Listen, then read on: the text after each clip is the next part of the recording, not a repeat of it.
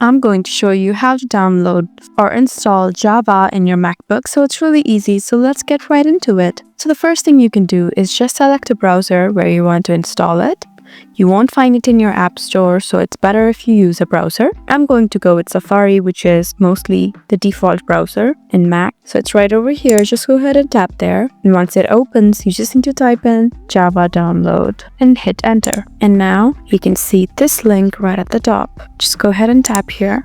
And once you're here, you should see download Java for Mac OS right over here. This link. Just go ahead and tap here. You just need to tap on allow, and as you can see, it's being downloaded. Just need to wait for it to install and then just open it by double clicking it, and now just tap on open, and there you go. Now just tap on install again. Now enter your password, and there you go. You can see that it is installing Java.